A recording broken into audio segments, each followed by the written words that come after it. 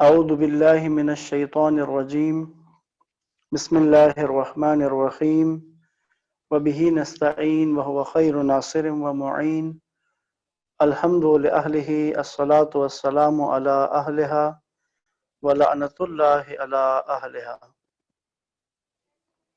السلام علیکم ورحمۃ اللہ وبرکاتہ۔ تمام برادران و خواہران کو درس قرآن میں خوش آمدید۔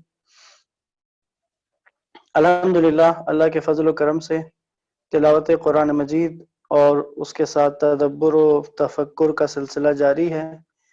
عزیزان محترم، ہمارا یہ سلسلہ تلاوت، ترجمہ اور مختصر تشریح کے ساتھ جاری ہے، اور کل ہم نے سورہ حدید کی 15 آیات کی تلاوت کر لی تھی۔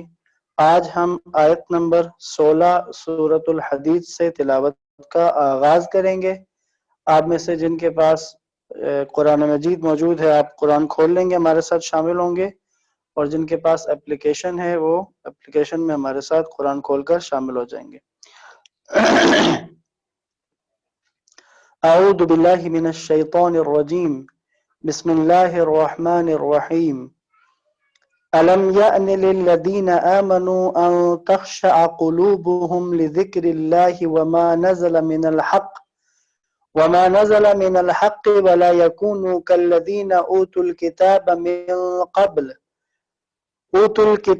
من قبل فطال عليهم الامد فقست قلوبهم وكثير منهم فاسقون۔ کیا مومنین کے لیے ابھی وہ وقت نہیں آیا کہ ان کے دل ذکر خدا سے اور نازل ہونے والے حق سے نرم ہو جائیں، اور وہ ان لوگوں کی طرح نہ ہو جائیں جنہیں پہلے کتاب دی گئی، پھر ایک طویل مدت ان پر گزر گئی تو ان کے دل سخت ہو گئے، اور ان میں سے بہت سے لوگ فاسق ہیں۔ یہ آیت بہت انسان کو لرزا دینے والی، اور تاریخ میں ایسے لوگ گزرے ہیں کہ اس آیت کی وجہ سے جن کی زندگی تبدیل ہو گئی، جن کی زندگیوں کا رخ بدل گیا۔ اگر ہم اس پہ غور کریں تو یہ ہر انسان کے لیے، ہر صاحب ایمان کے لیے اس کے اندر ایک پیغام ہے۔ اے صاحبان ایمان کہ جو اپنے اپنے کاموں میں لگے ہوئے ہو، کوئی زیادہ دنیا کمانے کے دور میں لگا ہوا ہے، کوئی خدا کی یاد کو بھلائے ہوئے ہے، کوئی حق کے راستے سے ہی منحرف ہو چکا ہے۔ جب یہ تم ہر طرف سے بھول چکے ہو، نظر انداز کر چکے ہو، اب یہاں پر آیت کیا کہہ رہی ہے؟ الم یأن للذین آمنوا، کیا ایمان والوں پر ابھی تک وہ وقت نہیں آیا؟ ان تخشع قلوبہم لذکر اللہ، کہ ان کے دل اللہ کی یاد سے خوف کھائیں، ان کے دل لرز جائیں، نرم ہو جائیں۔ کیا ابھی تک وہ وقت نہیں آیا؟ وما نزل من الحق، اور اس نازل ہونے والے حق سے یعنی اس قرآن سے دل نرم ہو جائیں، دل آمادہ ہو جائیں اطاعت خدا کے لیے۔ آج جب یہ میں تلاوت کر رہا ہوں، جب آپ سن رہے ہیں، آپ پڑھ رہے ہیں میرے ساتھ، تو یہ سوال مجھ سے اور آپ سے ہو رہا ہے، کیا ایمان لانے والوں پر وہ وقت نہیں آیا ابھی تک کہ ان کے دل نرم ہو جائیں، ان کے دل ذکر خدا سے نرم ہو جائیں، ان کے دل نازل ہوئے حق سے نرم ہو جائیں، ان کے دل لرز جائیں؟ جیسے کہ مومنین کی جو صفت ہے سورہ انفال میں جو بیان ہوئی ہے، مومنین کون ہیں؟ اذا ذکر اللہ وجلت قلوبہم، کہ جب اللہ کا ذکر کیا جاتا ہے، جب اللہ کی یاد دلائی جاتی ہے تو ان کے دل لرز جاتے ہیں۔ بس یہاں پر کیا نہیں آیا مومنین پر وہ وقت؟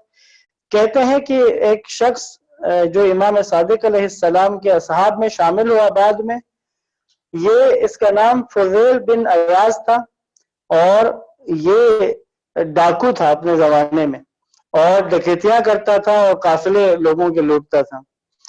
تو یہ ایک دن ایک علاقے سے گزر رہا تھا، تو ایک قافلہ گزرا، تو اس کی جو ایک خاتون تھی، اس کے حسن پر یہ فریفتہ ہو گیا، اور اس نے مصمم ارادہ کیا کہ آج رات کو جو ہے وہ اس کے گھر جائے گا۔ آدھی رات کے وقت یہ اس خاتون کے گھر جانے کے لیے دیوار پر چڑھ گیا اندر پھلانگنے کے لیے. جس وقت وہ دیوار پر چڑھا تو اس وقت ساتھ ہی ہمسائے میں کوئی شخص قرآن کی تلاوت کر رہا تھا.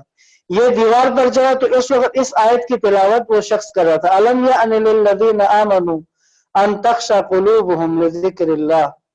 تو جب اس فضیل بن نیاز نے یہ جب تلاوت سنی، یہ آیت سنی، تو یہ لرز گیا. اس کو لگا کہ شاید خود اسی سے ہی کہا جا رہا ہے، خدا خود اسی سے کہہ رہا ہے، کیا تم پر وہ وقت نہیں آیا؟ تو اس نے کہا میرے لیے الان، اس نے کہا میرے لیے ابھی وقت آ گیا ہے، فضیل کے لیے اب وقت وہ آ گیا ہے. وہاں سے کودا ہے. کودنے کے بعد ایک سرائے میں رات گزارنے کے لیے آیا تو وہاں پر لوگ ایک دوسرے کو نصیحت کر رہے تھے کہ اس راستے سے مت جاؤ اور میں فضیل تمہیں لوٹ لے گا. خود کو ملامت کی کہ میں کیا کرتا رہا ہوں.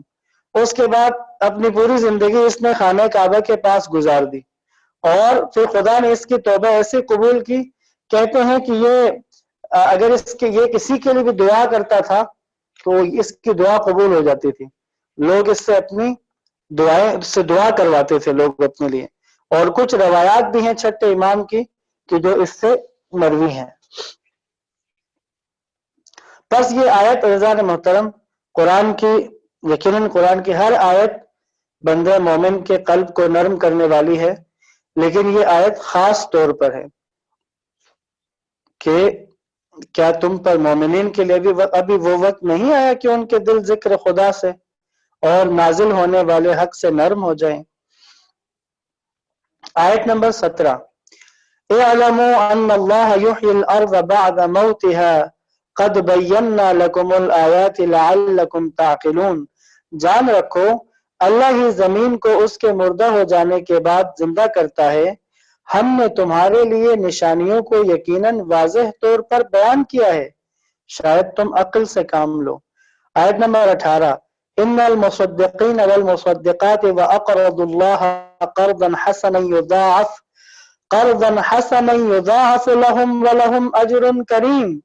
یقیناً صدقہ دینے والے مردوں اور صدقہ دینے والی عورتوں نیز ان لوگوں کے لیے جنہوں نے اللہ کو قرض حسنہ دیا ہے کئی گنا کر کے دیا جائے گا اور ان کے لیے پسندیدہ اجر ہے. کل بھی قرض حسنہ والی آیت آئی تھی. یہاں اگر آپ غور کریں صدقہ دینے والے مرد اور صدقہ دینے والی عورتیں نیز ان لوگوں کے لیے کہ جنہوں نے اللہ کو قرض حسنہ دیا. صدقہ کا جو لفظ اردو میں مستعمل ہے، ہمارے آپس میں جو صدقہ مستعمل ہے وہ عموماً ہم راہ خدا میں جو کسی کو مال خدا میں سے کچھ دیا جاتا ہے، یا بعض لوگ اسے مال خدا کہتے ہیں، بعض اس کو صدقہ کہتے ہیں. تو عربی میں یا قرآن میں جب بھی صدقات کا لفظ آئے گا تو اس سے مراد فقط وہ خاص شکل کا وہ مستحب صدقہ نہیں ہے، بلکہ اس صدقات سے مراد تمام چیزیں ہیں. زکوٰۃ اس میں شامل ہے، خمس اس میں شامل ہے، کفارات اس میں شامل ہیں، دیت اس میں شامل ہے. اصل کلی طور پر جو اسلام کا اقتصادی سٹرکچر ہے اس کے لیے صدقات کا لفظ استعمال کیا جاتا ہے. اور یہاں قرض حسنہ کو الگ کیا تو اب ہم یہاں سمجھ سکتے ہیں کہ صدقات سے مراد واجبات جو ادا کیے جائیں، اور قرض حسنہ سے مراد وہ کہ جو واجب کے علاوہ انسان راہ خدا میں انفاق کرتا ہے. جو ایسا کرے گا اللہ اس کا اجر کہیں گنا کر دے گا اور ان کے لیے پسندیدہ اجر بھی ہے الگ سے. آیت نمبر 19 والذین آمنوا باللہ ورسلہ اولئک هم الصدیقون والشہداء عند ربهم لهم اجرهم ونورهم والذین کفروا وکذبوا بآیاتنا اولئک اصحاب الجحیم. اور جو لوگ اللہ اور اس کے رسولوں پر ایمان رکھتے ہیں وہی اپنے رب کے نزدیک کامل، سچے اور گواہ ہیں. ان کے لیے ان کا اجر اور ان کا نور ہے، اور جن لوگوں نے کفر کیا اور ہماری آیات کی تکذیب کی وہ جہنمی ہیں. یعنی جو لوگ اللہ پر ایمان لائے، اللہ اور اس کے رسول پر ایمان رکھتے ہیں، اللہ کے نزدیک سچے، یعنی مکمل سچے اور گواہ وہی لوگ ہیں، اور ان کے لیے اللہ کی طرف سے اجر بھی ہے اور نور بھی ہے. اور جن لوگوں نے کفر کیا اور آیات کی تکذیب کی وہ جہنمی ہیں. آیت نمبر 20 اعلموا انما الحیات الدنیا لعب ولہو وزینۃ وتفاخر بینکم وتکاثر فی الاموال والاولاد كمثل غيث اعجب الكفار نباته ثم يهيج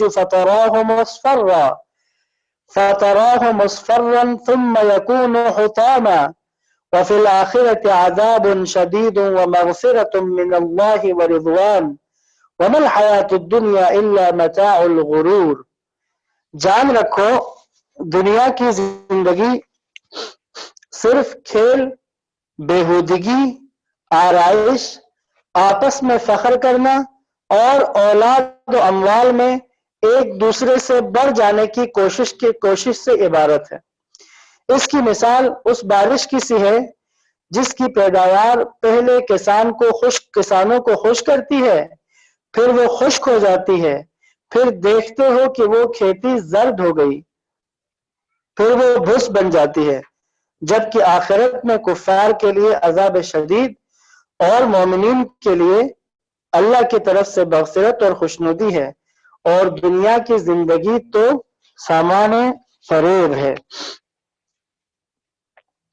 اس آیت میں دیکھیں دنیا کی زندگی کے بارے میں چند صفات بیان ہوئی ہیں دنیا کی زندگی کی، کہ یہ دنیا کی زندگی کھیل ہے، لعب ہے، لہو بیہودہ، تفاخر زینت آرائش ہے یعنی نمود و نمائش، وتفاخر بینکم ایک دوسرے پر فخر کرنا، وتکاثر فی الاموال والاولاد اور مال اور اولاد میں ایک دوسرے پر بڑھ جانے کی کوشش کرنا، یہ ہے دنیا کی زندگی۔ اگر ہم غور کریں تو آج اگر کوئی انسان خالصتاً دنیادار اگر دیکھیں تو دنیادار کے اندر یہ صفات ہوتی ہیں، ایک تو وہ لعب میں کھیل میں ہے، بیہودگی میں ہے، اسی طرح آرائش میں لگا ہوا ہے، یعنی وہ آرائشات کے اوپر بہت زیادہ خرچ کر رہا ہوتا ہے، یعنی اپنی آرائش و زیبائش پر بھی خرچ کرے گا لیکن راہ خدا میں ضرورت مند کی بھی مدد نہیں کرتا۔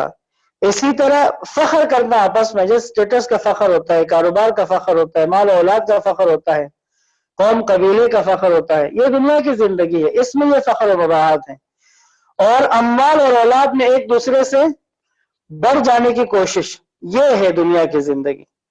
اور اس کی مثال کیا ہے؟ یہ اس بارش کی طرح ہے کہ جو جب آتی ہے تو کسان تو خوش ہوتے ہیں، لیکن جب وہ خشک ہو جاتی ہے تو پھر کھیتی جو ہے یہ زرد ہو جاتی ہے۔ فصلوں کے لیے بارش بعض اوقات نقصان دہ ہوتی ہے، بارش ایسی ہوتی ہے کہ زرد کر دیتی ہے، پکی نہیں ہوتی، فصل زرد ہو کر برباد ہو جاتی ہے۔ بس جو اس دنیا کے اندر فنا ہو چکا ہے، جو فقط دنیا کے اندر محو ہے، وہ اس مثال سے عبرت لے سکتا ہے۔ آیت نمبر 21 سابقوا الى مغفرة من ربكم وجنة عرضها كعرض السماء والأرض أعدت للذين آمنوا بالله ورسله ذلك فضل الله يؤتيه من يشاء والله ذو الفضل العظيم۔ اب وہاں بات ہوئی نا کہ مال و اولاد میں ایک دوسرے پر کثرت، ایک دوسرے سے بڑھنے کی کوششیں کرتے ہیں۔ اچھا، انسان کے اندر یہ چیز تو موجود ہے، اس کے اندر جستجو کرنے کی، اس کے اندر ایک دوسرے سے بڑھ جانے کی، سبقت کرنے کی، دوسروں سے آگے نکلنے کا ایک اندر اس کے اندر مادہ تو موجود ہے۔ اچھا، اب اللہ کہہ رہا ہے کہ یہ جو تمہارے اندر آگے بڑھنے کی جستجو، یہ جو تمہارے اندر ایک بے چینی ہے کہ تم اطمینان سے نہیں ٹھہر سکتے، تم آگے بڑھنا چاہتے ہو، تو اللہ نے اس کے لیے تمہیں ایک گول دے دیا، ایک ٹارگٹ دے دیا۔ دیکھو اگر تم نے تیزی دکھانی ہے، اگر تم نے آگے بڑھنا ہے، اگر تم نے دوسروں سے آگے نکلنا ہے، تو پھر تمہیں ان چیزوں میں تیزی دکھانی چاہیے۔ کیا سابقوا الی مغفرۃ من ربکم وجنہ، ایک دوسرے پر سبقت لے جاؤ، ایک دوسرے کو پیچھے چھوڑو، ایک دوسرے سے آگے بڑھنے کی کوشش کرو۔ کس لیے؟ ایک اپنے پروردگار کی مغفرت اور اس جنت کی طرف جس کی وسعت آسمان و زمین جتنی ہے، ایسی جنت کی جو آسمان و زمین جتنی وسیع ہے، اور ان لوگوں کے لیے تیار کی گئی ہے جو اللہ اور اس کے رسول پر ایمان لاتے ہیں۔ یہ اللہ کا فضل ہے، اسے وہ جسے چاہے عطا فرماتا ہے، اور اللہ بڑے فضل والے۔ آیت نمبر 22 ما اصاب من مصیبت فی الارض ولا فی انفسکم الا فی کتاب من قبل ان نبرأها ان ذلک علی اللہ یسیر. کوئی مصیبت تم پر اور کوئی مصیبت زمین پر اور تم پر نہیں پڑتی مگر یہ کہ اس کے پیدا کرنے سے پہلے وہ ایک کتاب میں لکھی ہوتی ہے. اللہ کے لیے یقیناً یہ آسان ہے. اس کتاب سے مراد وہی لوح محفوظ کہ جہاں پر اس روئے زمین پر ہونے والے تمام واقعات نقش محفوظ ہیں. آیت نمبر 23. یہ جو مصیبتیں آتی ہیں انسان پہ، یہ جو تکلیفیں آتی ہیں، اس کی وجہ آیت نمبر 23 میں بیان ہوئی ہے. لِكَيْ لَا تَعْسَوْا عَلَى مَا فَاتَكُمْ وَلَا تَفْرَحُوا بِمَا آتَاكُمْ وَاللَّهُ لَا يُحِبُّ كُلَّ مُخْتَالٍ فَخُورٍ. تاکہ جو چیز تم لوگوں کے ہاتھ سے چلی جائے اس پر تم رنجیدہ نہ ہو، اور جو چیز تم لوگوں کو عطا ہو اس پر اطراء نہ کرو. اور اللہ کسی خود پسند فخر جتانے والے کو پسند نہیں کرتا. یعنی یہ جو آزمائش ہے، یہ جو مصیبتیں تم پر آئیں گی، اس کی وجہ کیا ہے؟ تم کیسے بنو جب کوئی تکلیف آئے، کوئی نعمت ملے تو ایسے بنو کہ اگر کوئی چیز تم لوگوں کے ہاتھ سے چلی جائے تو تمہیں اس پر کوئی تکلیف نہ ہو، تم رنجیدہ نہ ہو. اور اسی طرح جو چیز تمہیں عطا کی جائے اس پر اطراء نہ کرو. اللہ کسی خود پسند کو اور فخر جتانے والے کو پسند نہیں کرتا، جو اپنے آپ کو چاہتا ہے. خود پسندی بہت بڑا عیب ہے. آیت نمبر 24. الذین یبخلون ویأمرون الناس بالبخل ومن یتول فإن اللہ هو الغنی الحمید. جو خود بخل کرتے ہیں اور لوگوں کو بخل کرنے کا حکم دیتے ہیں، اور اگر کوئی روگردانی کرتا ہے تو اللہ یقیناً بڑا بے نیاز قابل ستائش ہے. ایک تو وہ لوگ خود کنجوسی کرتے ہیں، خود بخل کرتے ہیں، لیکن کچھ لوگ اس سے بھی اگلے قدم پہ ہوتے ہیں. اگر وہ کسی کو دیکھتے نہ رہا خدا میں خرچ کر رہا ہو تو اس کے کان بھر رہے ہوتے ہیں جا کہ یہ کیوں تم خرچ کر رہے ہو. فرض کریں وہ راہ خدا میں کسی ادارے کو مدد کرتا ہو، کسی تحریک کی مدد کرتا ہو، کسی گھر کی مدد کرتا ہو، معاشرے میں ایک طبقے کی جا کر ان کی محرومیوں کا ازالہ کرتا ہو، ان کی کمک کرتا ہو، ان کی مدد کرتا ہو. اب بعض لوگ دیکھتے ہیں تو وہ اس کو مدد دیا، تم تو ضائع کر رہے ہو پیسے، یہ جس ادارے میں تم دے رہے ہو وہ لوگ تو سارے غبن کرنے والے ہیں، سارے فراڈی ہیں، یہ جس گھر میں تم دے رہے ہو تو مستحق ہے ہی نہیں. خود بخل کرتا ہے، دوسرے کو بھی روکتا ہے جا کر. لہٰذا جو ایسا کرے، جو خود بخل کرتے ہیں اور لوگوں کو بخل کرنے کا حکم دیتے ہیں، تو اگر کوئی روگردانی کرتا ہے تو لیکن اللہ بڑا بے نیاز ہے، اللہ قابل ستائش ہے، ان کے مال کا محتاج تو نہیں ہے اللہ تو بے نیاز ہے. آیت نمبر 25. لَقَدْ أَرْسَلْنَا رُسُلَنَا بِالْبَيِّنَاتِ وَأَنزَلْنَا مَعَهُمُ الْكِتَابَ وَالْمِيزَانَ لِيَقُومَ النَّاسُ بِالْقِسْطِ وَأَنزَلْنَا الْحَدِيدَ فِيهِ بَأْسٌ شَدِيدٌ وَمَنَافِعُ لِلنَّاسِ وَلِيَعْلَمَ اللَّهُ مَن يَنصُرُهُ وَرُسُلَهُ بِالْغَيْبِ إِنَّ اللَّهَ قَوِيٌّ عَزِيزٌ. بتحقیق ہم نے اپنے رسولوں کو واضح دلائل دے کر بھیجا ہے اور ہم نے ان کے ساتھ کتاب اور میزان نازل کیا ہے تاکہ لوگ عدل قائم کریں، اور ہم نے لوہا اتارا جس میں شدید طاقت ہے اور لوگوں کے لیے فائدے ہیں، اور تاکہ اللہ معلوم کرے کہ کون بن دیکھے خدا اور اس کے رسولوں کی مدد کرتا ہے، اور اللہ یقیناً بڑی طاقت والا غالب آنے والا ہے. یہ بہت اہم آیت ہے. نبوت کے مقاصد میں سے ایک مقصد یہاں پر بیان ہوا ہے اس آیت میں.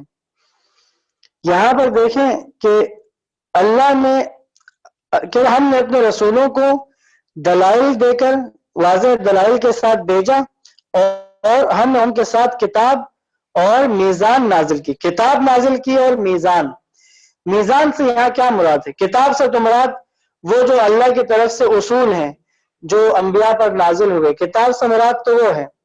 میزان سے مراد کیا ہے؟ اس کتاب میں جو اصول بیان ہوئے ہیں، جیسے قرآن مجید. اگر جو قرآن مجید میں اصول بیان ہوئے ہیں، قرآن نے جو اصول بیان کر دیے ہیں، جن نظاموں کی بنیادوں کو قرآن نے بیان کر دیا ہے، ان کو پریکٹیکل کرنے کا جو طریقہ ہے، ان کو پریکٹیکل کرنے کے لیے جو وسائل ہیں، اس کو میزان کہا جاتا ہے. اور کیوں نازل کی ہے کتاب اور میزان؟ اللہ نے کیوں نازل کی ہے؟ تاکہ لوگ عدل قائم کریں۔ کتاب کا نزول اس لیے نہیں تھا تاکہ لوگ ثواب حاصل کریں، تاکہ لوگ فقط اجر عظیم حاصل کرنے کے لیے تلاوت پہ تلاوت، آیات کی تلاوت میں لگے رہیں بغیر سمجھے۔ یہ آپ کے سامنے واضح ہے۔ وَأَنزَلْنَا مَعَهُمُ الْكِتَابَ وَالْمِيزَانَ لِيَقُومَ النَّاسُ بِالْقِسْطِ، ہم نے ان کے ساتھ کتاب اور میزان نازل کیا، لِيَقُومَ النَّاسُ بِالْقِسْطِ، تاکہ لوگ عدل قائم کریں۔ یہ کتاب اللہ نے اس لیے نازل کی ہے تاکہ لوگ عدل قائم کریں، عدالت پر مبنی ایک معاشرہ تشکیل دیں۔ اچھا، اور ہم نے لوہا اتارا جس میں شدید طاقت ہے۔ دیکھیں، کتاب اتاری، میزان اتارا اور لوہا اتارا، یعنی قوت و طاقت۔ انبیاء کے پاس قوت و طاقت، لوگوں کے لیے فائدے ہیں۔ اس لوہے میں شدید طاقت ہے اور لوگوں کے لیے فائدے ہیں، شدید طاقت ہے اس میں۔ اور پچھلے زمانے میں آپ کے سامنے لوہا ہی بنیادی ہتھیار ہوتا تھا، اور یہ ہتھیار اور یہ مضبوط طاقت خدا کے پیغام کو اس کے بندوں تک پہنچانے کے لیے بہت ضروری چیزوں میں سے اس لیے اللہ نے عطا کیا ہے، تاکہ اللہ معلوم کرے کہ کون بن دیکھے خدا اور اس کے رسولوں کی مدد کرتا ہے، اور اللہ یقیناً بڑی طاقت والا، غالب آنے والا ہے۔ آیت نمبر 26، وَلَقَدْ أَرْسَلْنَا نُوحًا وَإِبْرَاهِيمَ وَجَعَلْنَا فِي ذُرِّيَّتِهِمَا النُّبُوَّةَ وَالْكِتَابَ فَمِنْهُمْ مُهْتَدٍ وَكَثِيرٌ مِّنْهُمْ فَاسِقُونَ، اور بتحقیق ہم نے نوح اور ابراہیم کو بھیجا اور ان دونوں کی اولاد میں نبوت اور کتاب رکھ دی، تو ان میں سے کچھ ہدایت پا گئے اور ان میں سے بہت سے فاسق ہو گئے۔ نوح علیہ السلام اور ابراہیم علیہ السلام، ظاہر نوح علیہ السلام کو آدم ثانی کہا جاتا ہے کہ جن کے بعد سے جو ان کے ساتھ کشتی میں سوار لوگ تھے انہی سے انسانیت کی نسل چلی، اور ابراہیم علیہ السلام، ان دونوں کی اولاد میں نبوت اور کتاب رکھی، یعنی اللہ نے ان کی اولاد کے اندر نبوت اور کتاب رکھا۔ اچھا، اب کیا فقط اولاد ابراہیم ہونے سے نجات پا جائیں گے؟ کیا فقط اولاد نوح علیہ السلام ہونے سے نجات پا جائیں گے؟ اگلا جملہ دیکھیے گا، وَكَثِيرٌ مِّنْهُمْ فَاسِقُونَ فَمِنْهُمْ مُهْتَدٍ وَكَثِيرٌ مِّنْهُمْ فَاسِقُونَ، ان میں سے کچھ ہدایت پا گئے اور ان میں سے بہت سے فاسق ہو گئے، یعنی بعض لوگ ہدایت یافتہ اور بعض لوگ فاسق۔ یاد رکھیں، قرآن ایسا کوئی آسرا نہیں دلاتا کہ تم اگر جو مرضی آئے کرو، بس یہ ہے کہ آخر تمہیں کوئی نسبت بچا لے گی، نہیں۔ اگر نسبت بچانے والی ہوتی تو یہ آیت آپ کے سامنے ہے کہ ان کی اولاد میں سے کچھ تو ہدایت پا گئے اور کچھ فاسق ہو گئے، بہت سے فاسق ہو گئے۔ آیت نمبر 27، ثم قفینا علی آثارهم برسلنا وقفینا بعیسی ابن مریم وآتیناہ الانجیل وجعلنا في قلوب الذين اتبعوه رأفة ورحمة ورهبانية ابتدعوها ما كتبناها عليهم إلا ابتغاء رضوان الله فما رعوها حتى رعايتها فآتينا الذين آمنوا منهم أجرهم وكثير منهم فاسقون۔ پھر ان کے بعد ہم نے پے در پے اپنے رسول بھیجے، اور ان سب کے بعد عیسیٰ ابن مریم کو بھیجا اور انہیں ہم نے انجیل دی، اور جنہوں نے ان کی پیروی کی ہم نے ان کے دلوں میں شفقت اور رحم ڈال دیا، اور رہبانیت کو انہوں نے خود ایجاد کیا، یعنی ترک دنیا کا جو عقیدہ عیسائیت کے اندر ہے، اللہ کہہ رہے کہ یہ ان کا خود ایجاد کیا ہوا ہے، ہم نے تو ان پر رہبانیت کو واجب نہیں کیا تھا سوائے اللہ کی خوشنودی کے حصول کے، لیکن انہوں نے اس کی بھی پوری رعایت نہیں کی۔ بس ان میں سے جنہوں نے ایمان قبول کیا ہم نے ان کا اجر انہیں دے دیا، اور ان میں سے بہت سے لوگ فاسق ہیں، یعنی عیسیٰ علیہ السلام ہوں یا ان سے پہلے کے انبیاء، ان میں سے جنہوں نے ایمان کو قبول کر لیا ان کے لیے اجر ہے۔ آیت نمبر 28، یا ایھا الذین آمنوا اتقوا اللہ وآمنوا برسولہ یؤتکم کفلین من رحمتہ ویجعل لکم نورا تمشون بہ ویغفر لکم واللہ غفور الرحیم۔ اے ایمان والو، اللہ سے ڈرو اور اس کے رسول پر ایمان لے آؤ، اللہ تمہیں اپنی رحمت کا دوہرا حصہ دے گا اور تمہیں وہ نور عنایت فرمائے گا جس سے تم راہ طے کر سکو، اور تمہاری مغفرت بھی کرے گا، اور اللہ بڑا معاف کرنے والا مہربان ہے۔ یعنی ایک دو چیزیں مانگی ہیں، ایک تو تقوی اختیار کرو، اور دوسرا اللہ اور اس کے رسول پر، اللہ کے رسول پر ایمان لے آؤ۔ اگر یہ آگے تو پھر تمہارے لیے جو اجر بیان ہوئے یہ تمہیں ملیں گے۔ آیت نمبر 29 سورہ حدید کی آخری آیت ہے۔ لئلا يعلم اهل الكتاب الا يقادرون على شيء من فضل الله وان الفضل بيد الله يؤتيه من يشاء والله ذو الفضل العظیم۔ یہ اس لیے کہ اہل کتاب جان لیں کہ اللہ کے فضل میں ان کا کچھ بھی اختیار نہیں ہے، اور یہ کہ فضل تو صرف اللہ کے ہاتھ میں ہے، وہ جسے چاہتا ہے اسے دیتا ہے، اور اللہ بڑے فضل والا ہے۔ یہاں پر سورہ حدید کا اختتام ہوتا ہے، اور انشاءاللہ اگلی سورت کا آغاز کرتے ہیں۔ درود پڑھیں محمد وآل محمد۔ اگلی سورت سورہ مجادلہ ہے، اور یہ 28ویں پارے کی پہلی سورت ہے۔ اس سورت میں 22 آیات ہیں، مدنی سورتوں میں سے ہے۔ آغاز کرتے ہیں۔ بسم اللہ الرحمن الرحیم، بنام خدائے رحمان رحیم۔ قد سمع اللہ قول التي تجادلك في زوجها وتشتكي الى الله واللہ یسمع تحاورکما ان اللہ سمیع بصیر۔ بے شک اللہ نے اس عورت کی بات سن لی جو آپ سے اپنے شوہر کے بارے میں تکرار اور اللہ کے آگے شکایت کر رہی تھی، اور اللہ آپ دونوں کی گفتگو سن رہا تھا۔ اللہ یقیناً بڑا سننے والا، دیکھنے والا ہے۔ آیت نمبر 2۔ الذین یظاہرون منکم من نسائہم ما ہن امہاتہم ان امہاتہم الا اللائی ولدنہم وانہم لیقولون منکرا من القول وزورا وان اللہ لعفو غفور۔ تم میں سے جو لوگ اپنی بیویوں سے زہار کرتے ہیں وہ ان کی مائیں نہیں ہیں، ان کی مائیں تو صرف وہی ہیں جنہوں نے انہیں جانا ہے، اور بلا شبہ یہ لوگ ناپسندیدہ باتیں کرتے ہیں اور جھوٹ بولتے ہیں، اور اللہ یقیناً بڑا درگزر کرنے والا، مغفرت کرنے والا ہے۔ یہ جو موضوع ہے زہار والا موضوع، عربوں کے اندر ایک طلاق رائج تھی۔ عرب اس معاشرے کے اندر زمانے جاہلیت سے ایک طلاق رائج تھی۔ وہ ہوتی تھی کہ اگر کوئی شوہر اپنی بیوی کے لیے یہ کہہ دے کہ تمہاری پشت یا میری ماں کی جیسی ہے، اس میں کہتے تھے کہ وہ بیوی کے ساتھ اس کی طلاق ہو جاتی تھی، اور یہ طلاق ایسی ہوتی تھی عربوں کے اندر کہ وہ عورت نہ آگے کسی سے نکاح کر سکتی ہے اور نہ ہی اس شخص کے ساتھ دوبارہ ازدواجی تعلقات قائم کر سکتی ہے۔ تو یہ اس طرح کی طلاق عربوں میں موجود تھی۔ تو یہ ایک خاتون تھی انصار میں سے، خولہ جن کا نام تھا، وہ رسول خدا کے پاس آئیں اور ان کے شوہر نے اس طرح سے زہار کیا اور اس پر ان کی طلاق ہو گئی۔ تو انہوں نے آ کر رسول خدا سے کہا، اللہ کے نبی نے جب تک کہ وہ قانون تھا اس علاقے کا، تو آپ نے کہا کہ اس طرح تو آپ طلاق ہو چکی ہیں۔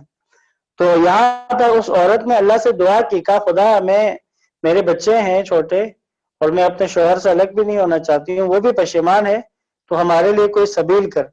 اس پر یہ آیات نازل ہوئی جس میں آپ دیکھیں اللہ نے کہا کہ بے شک اللہ نے اس عورت کی بات سن لی ہے جو آپ سے اپنے شوہر کے بارے میں تکرار اور اللہ کے آگے شکایت کر رہی تھی، اور اللہ آپ دونوں کی گفتگو سن رہا تھا۔ اللہ یقیناً بڑا سننے والا، دیکھنے والا ہے۔ اس کے بعد پھر یہ آیات نازل ہوئی جس میں زہار کرنے والے اس موضوع کو باطل قرار دے، اس سے طلاق نہیں ہوتی، بلکہ اس سے نکلنے کا جو طریقہ بتایا وہ قرآن نے ان آیات میں بتا دیا۔ آگے آیت نمبر 3 میں اس کا طریقہ بتا دیا ہے۔ آیت نمبر 3 ہے والذین یظاہرون من نسائہم ثم یعودون لما قالوا فتحریر رقبۃ من قبل ان یتماسا ذلکم توعظون بہ واللہ بما تعملون خبیر۔ اور جو لوگ اپنی بیویوں سے زہار کریں پھر اپنے قول سے پلٹ جائیں، انہیں باہمی مقاربت سے پہلے ایک غلام آزاد کرنا چاہیے، قبل اس کے کہ وہ نزدیکی اختیار کریں میاں بیوی دوبارہ، انہیں ایک غلام آزاد کرنا چاہیے، اس طرح تمہیں نصیحت کی جاتی ہے اور جو کچھ تم کرتے ہو اللہ اس سے خوب باخبر ہے۔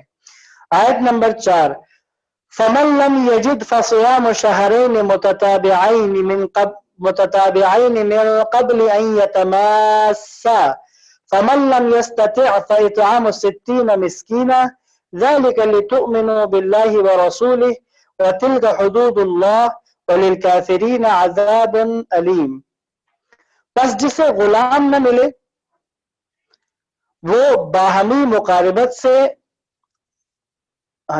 جو لوگ اپنی بیویوں سے زہار کریں پھر اپنے قول سے پلٹ جائیں انہیں باہمی مقاربت سے پہلے ایک غلام آزاد کرنا چاہیے، اوپر والے آیت نے جو کہا۔ اب یہ ہے کہ اگر کوئی غلام آزاد نہیں کر سکتا، فرض کہ اگر کسی کے پاس اتنی حیثیت نہیں ہے تو وہ کیا کرے، اس کے لیے اگلا، بس جسے غلام نہ ملے، فمن لم یجد، جسے غلام نہ ملے وہ باہمی مقاربت سے پہلے متواتر 2 مہینے روزے رکھے، اور جو ایسا بھی نہ کر سکے وہ 60 مسکینوں کو کھانا کھلائے۔ یہ اس لیے ہے کہ تم اللہ اور اس کے رسول پر ایمان رکھو، یہ اللہ کی مقرر کردہ حدود ہے اور کفار کے لیے دردناک عذاب ہے۔ آیت نمبر 5، ان الذين يحادون الله ورسوله كبتوا كما كبت الذين من قبلهم وقد انزلنا آيات بينات وللكافرين عذاب مهين۔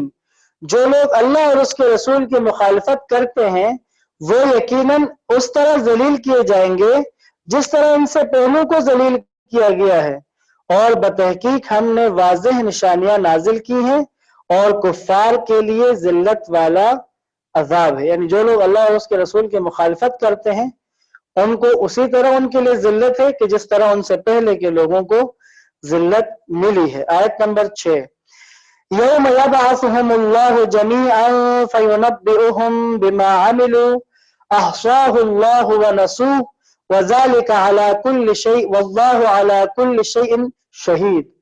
اس دن اللہ ان سب کو اٹھائے گا پھر انہیں بتائے گا کہ وہ کیا کرتے رہے ہیں، وہ اللہ کو بھول گئے ہیں مگر اللہ نے انہیں شمار کر رکھا ہے اور اللہ ہر شے پر گواہ ہے۔ یعنی اللہ کے فراموش کرنا باعث بنا ہے کہ وہ انسان ایسے اعمال انجام دیتا ہے کہ جو نافرمانی خدا کے زمرے میں آ جائیں۔ آیت نمبر 7، أَلَمْ تَرَ أَنَّ اللَّهَ يَعْلَمُ مَا فِي السَّمَاوَاتِ وَمَا فِي الْأَرْضِ مَا يَكُونُ مِن نَجْوَى ثَلَاثَةٍ إِلَّا هُوَ رَابِعُهُمْ وَلَا خَمْسَةٍ إِلَّا هُوَ سَادِسُهُمْ وَلَا أَدْنَىٰ مِن ذَلِكَ وَلَا أَكْثَرَ إِلَّا هُوَ مَعَهُمْ أَيْنَمَا كَانُوا ثُمَّ يُنَبِّئُهُم بِمَا عَمِلُوا يَوْمَ الْقِيَامَةِ إِنَّ اللَّهَ بِكُلِّ شَيْءٍ عَلِيمٌ۔ کیا آپ نے نہیں دیکھا کہ اللہ آسمانوں اور زمین کی ہر چیز کے بارے میں جانتا ہے؟ کبھی 3 آدمیوں کی سرگوشی نہیں ہوتی مگر یہ کہ ان کا چوتھا اللہ ہوتا ہے، اور نہ 5 آدمیوں کی مگر یہ کہ ان کا چھٹا اللہ ہوتا ہے، اور نہ اس سے کم اور نہ زیادہ مگر وہ جہاں کہیں ہوں اللہ ان کے ساتھ ہوتا ہے۔ پھر قیامت کے دن وہ انہیں ان کے اعمال سے آگاہ کرے گا، اللہ یقیناً ہر چیز کا خوب علم رکھتا ہے۔ بعض منافقین آپس میں بیٹھ کے سرگوشیاں اور سازشیں کرتے تھے تو پھر وہ یہ کہتے تھے کہ ہم تو 3 ہی ہیں اور کوئی یہاں پر سننے والا نہیں ہے۔ خدا نے واضح کہا کہ وہ اگر 3 آپس میں سرگوشی کر رہے ہوں تو چوتھا خدا ہوتا ہے، 5 کر رہے ہوں تو چھٹا خدا ہوتا ہے، یعنی خدا دیکھ رہا ہے، اللہ ہر چیز کا خوب علم رکھتا ہے۔ اور یہ بھی کہا کہ قیامت کے دن انہیں ان کے اعمال سے آگاہ کرے گا۔ پھر درود پڑھے محمد و آل محمد پر۔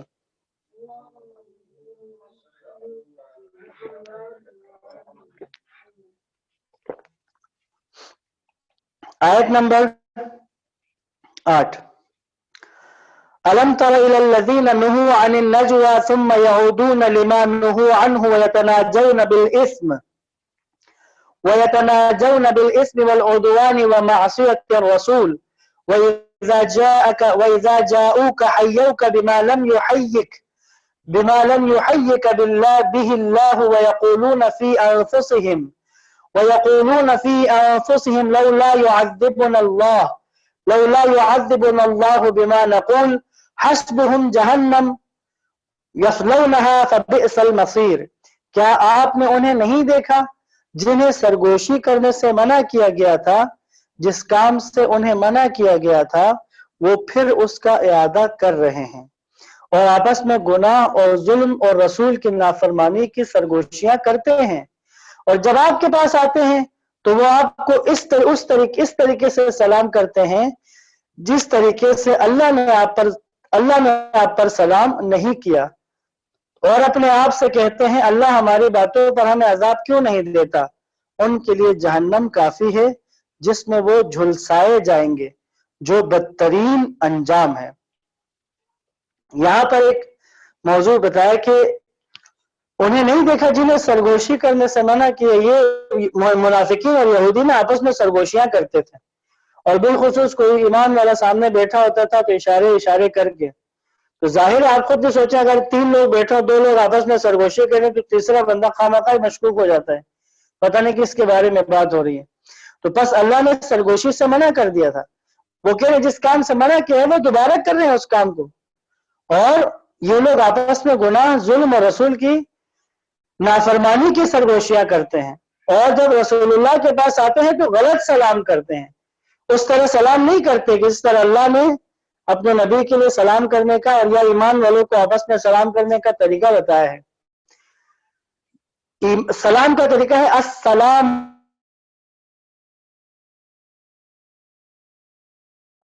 السلام علیکم کہتے تھے، یہ ایک لفظ غلط لفظ ہے، یعنی نعوذ باللہ آپ پر موت آئے، تو لہٰذا رسول اللہ بھی ان کو جواب میں وعلیکم کہتے تھے، وعلیکم یعنی جو انہوں نے کہا انہی کی طرف لوٹا دیا۔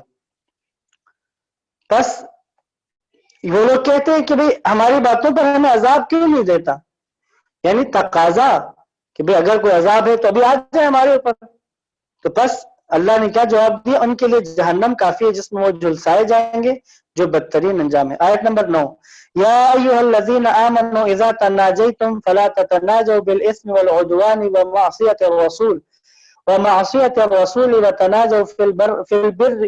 وتناجوا بالبر والتقوى واتقوا اللہ الذی الیہ تحشرون۔ اے ایمان والو، جب تم آپس میں سرگوشی کرو تو گناہ اور زیادتی اور رسول کی نافرمانی کی سرگوشیاں نہ کرو، بلکہ نیکی اور تقوی کی سرگوشیاں کیا کرو، اور اس اللہ سے ڈرو جس کے حضور تم جمع کیے جاؤ گے۔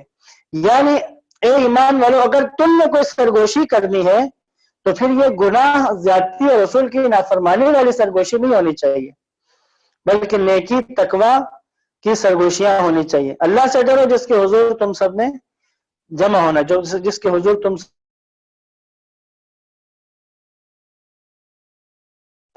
لا يحزن الذين آمنوا وليس بضارهم شيئا إلا بإذن الله وعلى الله فليتوكل المؤمنون۔ منافقانہ سرگوشیاں، اوپر مومنین کے لیے سرگوشی کی اجازت بھی دے دی اور کہا کہ ان معاملات میں سرگوشی کرنا عیب نہیں۔ اب یہاں ہو رہے منافقین کیا کرتے ہیں؟ منافقانہ سرگوشیاں تو بلا شبہ صرف شیطان ہی کی طرف سے ہوتی ہیں تاکہ مومنین کو رنجیدہ خاطر کرے، حالانکہ وہ اذن خدا کے بغیر انہیں کوئی نقصان نہیں پہنچا سکتا، اور مومنین کو اللہ ہی پر توکل کرنی چاہیے۔ یاد رہے جو منافقانہ سرگوشیاں ہیں وہ شیطان کی طرف سے ہیں، یعنی ایسی سرگوشی جس سے مومنین کا دل دکھے، اور ایسی سرگوشی کہ جس سے کسی اور کو تکلیف ہو رہی ہو، مومنین کو تکلیف ہو رہی ہو، بس یہ منافقانہ سرگوشیاں ہیں، اور یہ سرگوشیاں شیطان کی طرف سے ہیں۔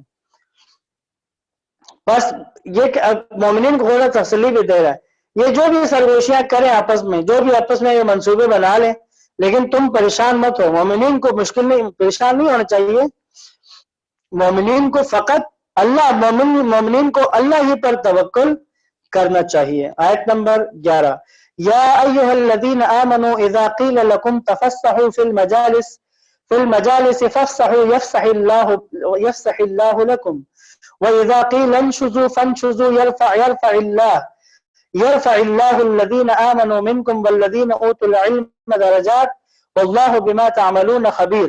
اے ایمان والو، جب تم سے کہا جائے کہ مجلسوں میں کشادگی پیدا کرو تو کشادگی پیدا کر دیا کرو، اللہ تمہیں کشادگی دے گا، اور جب تم سے کہا جائے اٹھ جاؤ تو اٹھ جایا کرو۔ تم میں سے جو لوگ ایمان لے آئے اور وہ لوگ جنہیں علم دیا گیا ان کے درجات کو اللہ بلند فرمائے گا، اور جو کچھ تم کرتے ہو اللہ اس سے خوب باخبر ہے۔ یہ مجلس کے آداب، کسی محفل میں مجلس میں بیٹھنے کے آداب ایک ہی آیت کے اندر انتہائی خوبصورت انداز میں اللہ نے بیان کر دیے ہیں۔ دیکھیں، پہلی بات تو یہ کہی کہ جب تم سے کہا جائے مجلسوں میں کشادگی پیدا کرو، کہا جاتا ہے نا تھوڑی سی ذرا جگہ بنا لیں، تھوڑا ذرا کھل جائیں، تھوڑا آگے ہو جائیں تاکہ آنے والوں کے لیے جگہ بنے۔ کہتے جب تم سے کشادگی مجلسوں میں کشادگی پیدا کرنے کا کہا جائے تو کشادگی پیدا کر دیا کرو، اور اللہ تم میں کشادگی دے گا۔ تم ذرا جگہ بنا لو دوسروں کے بیٹھنے کے لیے تو اللہ تمہیں کشادگی دے گا، اور جب تم سے کہا جائے اٹھ جاؤ تو اٹھ جایا کرو۔ تم میں سے جو لوگ ایمان لائے اور وہ لوگ جنہیں علم دیا گیا ان کے درجات کو اللہ بلند فرمائے گا، اور جو کچھ تم کرتے ہو اس سے خوب باخبر ہے۔ آیت نمبر 12، یا ایہا الذین آمنوا اذا ناجیتم الرسول فقدموا بین یدی نجواکم صدقہ ذالکم خیر لکم واطہر فإن لم تجدوا فإن اللہ غفور رحیم۔ اے ایمان والو، جب تم رسول سے سرگوشی کرنا چاہو تو اپنی سرگوشی سے پہلے کچھ صدقہ دے دیا کرو، یہ بات تمہارے لیے بہتر اور زیادہ پاکیزہ ہے۔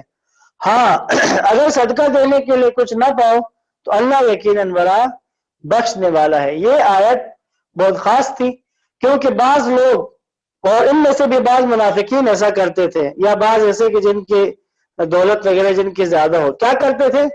رسول اللہ کے پاس آ کر رسول اللہ سے سرگوشی کرتے تھے، اور رسول اللہ کریم النفس تھے، جو بھی سرگوشی کرتا رسول اللہ اس کی بات سنتے تھے، کان لگا کے سن لیتے تھے۔ اب کیا ہوا کہ بعض لوگ رسول اللہ سے سرگوشی اس لیے کرتے تھے کہ تاکہ لوگوں کے سامنے اپنی ذرا ٹور بنا لیں، لوگوں کے سامنے اپنا کوئی اپنی واہ واہ کرائیں، لوگوں کے سامنے یہ باور کروائیں کہ نہیں جی ہم تو بڑے آگے تک ہمارے تعلقات ہیں۔ آج کے دور میں بھی ہوتا ہے، بعض لوگ جا کے کانا پھوسی کرتے ہیں ایک دوسرے کو کانوں میں تاکہ اگلے دیکھنے والوں کو اندازہ ہو کہ ان کا آپس میں بڑا گہرا تعلق ہے، ربط ہے۔ تو بس کیا ہوا کہ جب رسول اللہ کو سرگوشی کرتے تھے، اب اللہ کے نبی نے پابندی لگا دی، ٹھیک ہے جاؤ رسول اللہ سے سرگوشی کرو، لیکن ہر سرگوشی سے پہلے تمہیں صدقہ دینا ہوگا۔ اب پتا چلے گا کہ یہ جو آ کے سرگوشیاں رسول اللہ سے کر رہے تھے، کیا یہ رسول اللہ کی محبت میں، کیا یہ اسلام کے خلوص میں، کس وجہ سے سرگوشی کر رہے تھے؟ اب یہاں پر کہ جب یہ آیا نا اب تم صدقہ دو پھر سرگوشی کرو، تو کوئی نہیں آیا، پھر سرگوشی سے ڈرے ہوئے سارے سوائے ایک شخصیت کے، اور یہ آیت یقیناً اسی شخصیت کے بارے میں۔ یہ مولا متقیان امیر المؤمنین علی ابن ابی طالب علیہ السلام کی ذات تھی۔ طرفین اس کو قبول کرتے ہیں کہ وہ شخص کہ جس نے، مولا علیہ السلام نے بھی اپنے بارے میں کہا، میں وہ ہوں کہ قرآن کی ایک آیت ایسی ہے جس پر میں ہی پہلا عمل کرنے والا ہوں اور میرے بعد کوئی بھی اس پر عمل نہیں کرے گا، کیونکہ یہ آیت، یہ حکم پہ منسوخ ہو گیا تھا، یہ عارضی حکم تھا تاکہ ان کی حوصلہ شکنی ہو جائے کہ جو خواہ مخواہ کی اپنی لوگوں کے درمیان اپنی عزت افزائی کروانے کے لیے جا کر رسول اللہ سے سرگوشیاں کرتے تھے، ان کی حوصلہ شکنی ہو گئی اور وہ قریب آئے بھی نہیں، وہ قریب نہیں آئے۔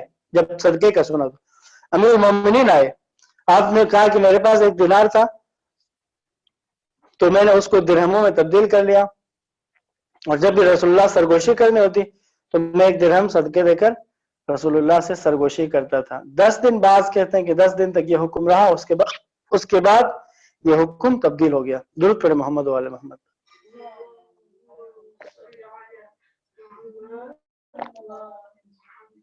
اب یہ مولا علیہ السلام کی یہ صفت، اور اس صفت کے بارے میں بعض صحابہ رشک کیا کرتے تھے۔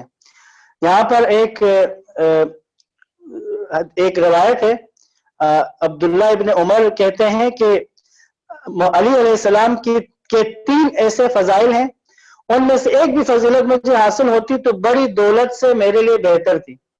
یعنی مولا علی کی 3 فضیلتیں ایسی ہیں کہ جن فضیلتوں پر رشک کر رہے ہیں. کہتے ہیں ایک فضیلت حضرت فاطمہ سلام اللہ علیہا کے ساتھ تزویج، یعنی مولا علی کی شادی جناب سیدہ سے ہوئی، ایک یہ فضیلت. دوسرا خیبر کے دن علم دیا جانا، خیبر میں جو علم مولا علی کو دیا گیا اس پر رشک کر رہے ہیں. اور تیسری آئے نجوا، یہ جو آیت ہم نے پڑھی آیت نمبر 12، اس کو آئے نجوا بھی کہتے ہیں. اور یہ مولا علی کی شان میں اس آیت کی ضمن میں یہ ذکر آتا ہے کہ علی علیہ السلام نے بھی کہا کہ قرآن میں ایک آیت ہے جس پر میرے سوا نہ کسی نے عمل کیا اور نہ میرے بعد کوئی کر سکے گا، کیونکہ اس کے بعد یہ حکم ختم ہو گیا تھا. اب اگلی آیت آیت نمبر 13 میں دیکھیے گا، اشفقتم ان تقدموا بین یدی نجواکم صدقات فَإِذْ لَمْ تَفْعَلُوا وَتَابَ اللَّهُ عَلَيْكُمْ فَأَقِيمُوا الصَّلَاةَ وَآتُوا الزَّكَاةَ وَأَطِيعُوا اللَّهَ وَرَسُولَهُ وَاللَّهُ خَبِيرٌ بِمَا تَعْمَلُونَ. کیا تم اپنی سرگوشیوں سے پہلے صدقہ دینے سے ڈر گئے ہو؟ اب جب تم نے ایسا نہیں کیا اور اللہ نے تمہیں معاف کر دیا تو تم نماز قائم کرو اور زکوٰۃ دیا کرو اور اللہ اور اس کے رسول کی اطاعت کیا کرو، اور جو کچھ تم کرتے ہو اللہ اس سے خوب آگاہ ہے. بس یعنی جب یہ صدقہ والا جو حکم ہے یہ منسوخ ہو گیا تو اس کے بعد اللہ نے کہا کہ تم نماز قائم کرو اور زکوٰۃ دیا کرو اور اللہ اور اس کے رسول کی اطاعت کیا کرو. بنیادی صفات کی جو ایک بندے مومن میں ہونی چاہیے. آیت نمبر 14، الم تر الی الذین تولوا قوما غضب اللہ علیہم ما هم منکم ولا منہم ویحلفون علی الکذب وهم یعلمون. کیا آپ نے ان لوگوں کو نہیں دیکھا جو ایسے لوگوں سے دوستی کرتے ہیں جن پر اللہ غضبناک ہوا ہے؟ یہ لوگ نہ تمہارے ہیں اور نہ ان کے، اور وہ جان بوجھ کر جھوٹی باتوں پر قسم کھاتے ہیں. یہ منافقین تھے کہ جنہوں نے یہودیوں سے دوستی کر لی تھی. یہودی وہ قبیلہ بنو نذیر کے جنہوں نے عہد شکنی کی رسول اللہ کے ساتھ، اور پھر رسول اللہ نے ان کو مدینہ بدر کر دیا تھا. تو بعض منافقین نے ان کے ساتھ اچھے تعلقات بنائے ہوئے تھے، اور یہ منافقین ان سے یہ کہتے تھے، آگے آئے گا آیت میں، اگر رسول اللہ اور ان کے ساتھیوں نے تمہارے ساتھ جنگ کی تو ہم تمہارا ساتھ دیں گے. یہودیوں کو ایک تسلی دے رہے تھے. حالانکہ اب اللہ یہاں کہہ رہے نا، ما ہم منکم ولا منہم، نہ یہ لوگ تمہارے ہیں نہ ان کے ہیں، یعنی نہ رسول اللہ اور ان کی ٹیم میں ہیں، نہیں یہودیوں کا انہوں نے کوئی خیر خواہی کرنی ہے بعد میں. آیت نمبر 15، اعد اللہ لهم عذابا شدیدا انہم ساء ما كانوا يعملون. اللہ نے ان کے لیے سخت عذاب مہیا کر رکھا ہے، وہ جو کچھ کر رہے ہیں یقیناً وہ برا ہے. آیت نمبر 16، اتخذوا ایمانہم جنتا فصدوا عن سبیل اللہ فلہم عذاب مہین. انہوں نے اپنی قسموں کو سپر بنا رکھا ہے، پھر وہ راہ خدا سے روکتے ہیں، پس ان کے لیے ذلت آمیز عذاب ہے. یہ قسمیں بہت کھاتے ہیں منافقین. منافقین کی ایک نشانی بھی ہے، یہ قسمیں بہت کھاتے ہیں. رسول اللہ کے دور میں بھی بار بار قسم کھاتے تھے، اپنی سچائی کا کہنے قسم کھاتے تھے، ہم سے قسم اٹھوا لیں، ہم نے ایسا نہیں کیا، ہم سچے ہیں. تو اب یہاں کہہ رہے ہیں انہوں نے اپنی قسموں کو سپر بنائے، جب بھی مشکل میں آتے ہیں فوراً قسم کھا کر خود کو بچانے کی کوشش کرتے ہیں، اور پھر کیا کرتے ہیں تو اپنے آپ کو بچاتے ہیں، دوسرا راہ خدا سے روکتے ہیں، یعنی اپنے ایمان کو تحفظ میں رکھ کر غیر مسلم ہونے کے خطرات سے بچا لیں. خیر یہ راہ خدا سے لوگوں کو روکتے ہیں، کس وجہ سے؟ ان کا منفی کردار دیکھ کر، ان منافقین کا، ان کی برائیوں کا، کیونکہ یہ ظاہراً کلمہ گو تھے، لیکن ان کا کردار دیکھ کر جو لوگ نیا اسلام میں وارد ہوتا تھا وہ جب ان منافقین کو دیکھتا تھا تو اس کو اسلام کے اوپر شک ہو جاتا تھا، وہ اسلام پر غصہ ہو جاتا تھا، اسلام اس کے لیے ایک ناقابل قبول مذہب بن جاتا تھا. آج کے دور میں بھی ایسا ہی ہے.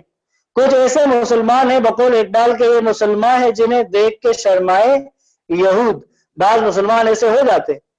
تو یاد رہے منافق ضروری نہیں کہ رسول اللہ کے دور کے منافق، ہر دور میں، ہر سسٹم میں، ہر نظام میں، ہر ادارے کے اندر یہ لوگ موجود ہوتے ہیں. ایمان والے کچھ تو لوگ ہوتے ہیں جو اس ادارے کے ساتھ، تحریک کے ساتھ، سسٹم کے ساتھ مخلص ہوتے ہیں، خالص ہوتے ہیں، اور کچھ اس سسٹم کے مخالف ہوتے ہیں جو اعلانیہ ظاہری مخالف ہوتے ہیں، اور کچھ سسٹم کے اندر رہتے ہوئے اس سسٹم کو، اس ادارے کو، اس تحریک کو نقصان پہنچاتے ہیں. انہی کو منافقین کہا جاتا ہے. آیت نمبر 17 لَن تُغْنِيَ عَنْهُمْ أَمْوَالُهُمْ وَلَا أَوْلَادُهُمْ مِنَ اللَّهِ شَيْئًا أُولَٰئِكَ أَصْحَابُ النَّارِ هُمْ فِيهَا خَالِدُونَ، یقیناً اللہ کے عذاب سے نہ ان کے اموال انہیں بچائیں گے اور نہ ان کی اولاد، یہ جہنم والے ہیں جس میں یہ ہمیشہ رہیں گے۔ آیت نمبر 18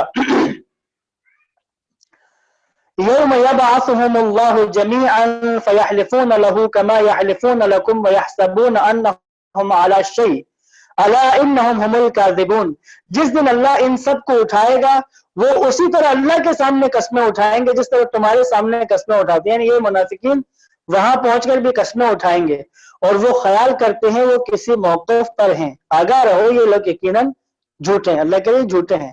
آیت نمبر 19 استحوذ علیہم الشیطان فانساہم ذکر اللہ اولئک حزب الشیطان الا ان حزب الشیطان هم الخاسرون، شیطان نے ان پر قابو پا لیا ہے اور انہیں اللہ کا ذکر بھلا دیا ہے، یعنی ان کو اللہ کی یاد نہیں آتی۔ منافق کی ایک اور نشانی، ان کے دل اللہ کی یاد سے خالی ہوتے ہیں، یہ گروہ شیطان ہے، آگاہ رہو شیطان کا گروہ ہی یقیناً خسارے میں۔ آیت نمبر 20 ان الذین یحادون اللہ ورسولہ اولئک فی الاذلین، جو لوگ اللہ اور اس کے رسول سے دشمنی کرتے ہیں وہ یقیناً ذلیل ترین لوگوں میں سے ہیں۔ جو بھی اللہ اور اس کے رسول کے دشمن ہوں، چاہے وہ اس دور کے ہوں چاہے اس دور کے ہوں یا قیامت تک آنے والے، جو بھی اللہ اور اس کے رسول سے دشمنی کرتے ہیں وہ یقیناً ذلیل ترین لوگوں میں سے ہیں۔ آیت نمبر 21 کتب اللہ لأغلبن انا ورسلی ان اللہ قوی عزیز، یہ جو رسول اللہ سے دشمنی کرتے ہیں کوشش تھی کہ رسول اللہ کو نعوذ باللہ آپ کی تحریک کا وہ سارا قصہ سمیٹ دیں یا رسول اللہ کو شہید کر دیں، بہت ساری جستجویں تھی۔ اللہ کیا کہہ رہا ہے؟ اللہ نے لکھ دیا ہے میں اور میرے رسول ہی غالب آ کر رہیں گے، یقیناً اللہ ہی بڑی طاقت والا غالب آنے والا ہے۔ آیت نمبر 22 آخری آیت ہے لا تجد قوما يؤمنون بالله واليوم الآخر يوادون من حاد الله ورسوله ولو كانوا آباءهم أو أبناءهم أو إخوانهم أو عشيرتهم أولئك كتب في قلوبهم الإيمان وأيدهم بروح منه ويدخلهم جنات تجري من تحتها الأنهار خالدين فيها رضي الله عنهم ورضوا عنه أولئك حزب الله ألا إن حزب الله هم المفلحون۔ آپ کبھی ایسے افراد نہیں پائیں گے جو اللہ اور روز آخرت پر ایمان رکھنے والے ہوں لیکن اللہ اور اس کے رسول کے دشمنوں سے محبت رکھتے ہو، ایسا کبھی نہیں ہوگا کہ کوئی شخص صاحب ایمان بھی ہو اور اللہ اور اس کے رسول کے دشمنوں سے محبت رکھے، نہیں ہو سکتا، ایسا نہیں ہوگا۔ اور جو اللہ اور اس کے رسول کے دشمنوں سے محبت رکھتا ہے اس کے دل میں ایمان نہیں ہے۔ اب ایمان والوں کی نشانی بتا رہے، خواہ وہ ان کے باپ، ان کے بیٹے، ان کے بھائی یا ان کے خاندان والے ہی کیوں نہ ہو، اگر اللہ کا دشمن ہے تو پھر یہ ان سے محبت نہیں کرتے۔ یہ وہ لوگ ہیں جن کے دلوں میں اللہ نے ایمان کو سب کر دیا ہے، مضبوط کر دیا ایمان کو، اور اس نے اپنی طرف سے ایک روح سے ان کی تائید کی ہے، اور وہ انہیں ایسی جنتوں میں داخل کرے گا جن کے نیچے نہریں بہتی ہوں گی، جن میں وہ ہمیشہ رہیں گے۔ اللہ ان سے راضی ہے اور یہ اللہ سے راضی ہیں، یہی لوگ اللہ کی جماعت ہیں۔ آگاہ رہو اللہ کی جماعت والے ہی یقیناً کامیاب ہونے والے ہیں۔ یاد رکھیں کہ ایک دل میں دو متضاد محبتیں جمع نہیں ہو سکتی، ایک اللہ کی محبت ہے، اللہ کی محبت دل میں ہو اور پھر اللہ کے دشمنوں کی محبت بھی ہو، یہ جمع نہیں ہو سکتی، دونوں میں سے ایک ہو سکتی ہے۔ اگر اللہ کے دشمنوں کی محبت دل میں ہے تو اللہ کی محبت دل میں نہیں ہے، اور اگر اللہ کی محبت دل میں ہے تو اللہ کے دشمنوں کی محبت نہیں ہوگی۔ اور ایمان والوں کا ان کا خاصہ کیا ہے؟ وہ اللہ کے دشمنوں سے محبت نہیں کرتے، چاہے وہ ان کے باپ، بیٹے، بھائی یا ان کے خاندان والے ہی کیوں نہ ہو۔ آپ کے سامنے ہے جنگ بدر میں اسی طرح تھا، رسول اللہ کے ساتھ ایسے بیٹے موجود تھے کہ جن کے باپ مشرکین کے لشکر میں تھے، اور رسول اللہ کے ساتھ ایسے باپ موجود تھے کہ جن کی اولاد، جن کے بیٹے مشرکین کے لشکر میں تھے۔ لیکن اس بدر کے لشکر والوں نے اس لشکر میں موجود اپنے باپ یا بیٹوں کے ساتھ اپنی محبت نہیں دکھائی، بلکہ ان کی محبت خاص اللہ اور اس کے رسول کے لیے تھی۔ جب یہ ایسے تھے تو اللہ نے پھر ان کے لیے کیا قصیدہ پڑھا، دیکھیں اللہ نے ایمان کو ثبت کر دیا اور اپنی طرف سے ایک روح سے ان کی تائید کی ہے، یعنی یہ جو ان کے دل میں یہ حوصلہ پیدا ہوا ہے یہ اس ایمان اور رسول اللہ سے محبت، اللہ سے محبت کی وجہ سے یہ اللہ کی تائید ہے۔ اور آگے اگلی دنیا میں کیا ہوگا، اللہ انہیں ایسی جنتوں میں داخل کرے گا جن کے نیچے نہریں بہتی ہوں گی، جن میں وہ ہمیشہ رہیں گے۔ اللہ ان سے راضی ہے اور یہ اللہ سے راضی ہیں، یہی لوگ اللہ کی جماعت ہیں، اور آگاہ رہو اللہ کی جماعت والے ہی یقیناً کامیاب ہونے والے ہیں۔ بس اللہ کی جماعت میں شامل ہونے کا طریقہ کیا ہے، اللہ کے دشمنوں کی محبت کو دل سے مٹا دینا، چاہے وہ قریبی رشتہ دار ہی کیوں نہ ہو۔ یہاں پر سورہ کا اختتام ہوتا ہے، سورہ مجادلہ کا۔ انشاءاللہ کل ہم سورہ حشر سے تلاوت کا آغاز کریں گے۔ یہاں پر میری بات تمام ہے، انشاءاللہ صبح 4:15 سے 4:45 تک کل صبح دعائے مجیر، اور اس کے بعد بھی ماہ رمضان کے آخر تک روزانہ صبح آدھے گھنٹے کے لیے دعا و مناجات کی نشست رہتی ہے، تو آپ سے اس میں بھی شرکت کی استدعا ہے۔ جی اختتام کرتے ہیں دعا کے ساتھ کہ تمام برادران و خواہران جو ہمارے ساتھ درس قرآن میں موجود تھے، سب کی دعاؤں کی استجابت کے لیے، اور جنہوں نے ہم سے دعا کے لیے کہا ہے، استدعا کی ہے، ان سب کی دعاؤں کی استجابت کے لیے، اور جن کے لیے اللہ چاہتا ہے کہ ہم دعا کریں، سب کی دعاؤں کی قبولیت کے لیے، حاجات کی برابری کے لیے، بیماروں کی شفا یابی کے لیے، بے گناہ اسیروں کی رہائی کے لیے، مقروضوں کے قرض کی ادائیگی کے لیے، گناہوں کی مغفرت کے لیے، انجام بخیر ہونے کے لیے، عاقبت کے سنورنے کے لیے، سکرات موت کی آسانی کے لیے، اور قرآن مجید میں تدبر کرنے کی توفیق ہم سب کو حاصل ہو، اس دعا کے لیے امام زمان کے ظہور کی تعجیل، رہبر معظم کی عمر درازی، آیت اللہ سیستانی اور دیگر مراجع کی صحت و سلامتی، تمام عالم اسلام کی کامیابی، بالخصوص جو مسلمان برسر پیکار ہیں ان کی نصرت و فتح، ان کی کامیابی کے لیے، اور اس موجودہ وبا کی وجہ سے جو مشکلات ہیں ان کی آسانی کے لیے، تمام دعاؤں کی قبولیت کے لیے 5 مرتبہ آیے وجدہ کی تلاوت۔ اللہم صلی علی محمد وآل محمد وعجل فرجہم۔ بسم اللہ الرحمن الرحیم۔ امن یجیب المضطر اذا دعاہ ویکشف السوء، امن یجیب المضطر اذا دعاہ ویکشف السوء، امن یجیب المضطر اذا دعاہ ویکشف السوء، امن یجیب المضطر اذا دعاہ ویکشف السوء، امن یجیب المضطر اذا دعاہ ویکشف السوء، یا کاشف الکرب والسوء والبلاء اکشف کروبنا وکروب جمیع المؤمنین، واقض حوائجنا وحوائج المحتاجین والسائلین، واشف مرضانا ومرضى المسلمین بحق محمد وآلہ الطیبین الطاہرین۔ اللہم صل علی محمد وآل محمد وعجل فرجہم۔ والسلام علیکم ورحمۃ اللہ وبرکاتہ۔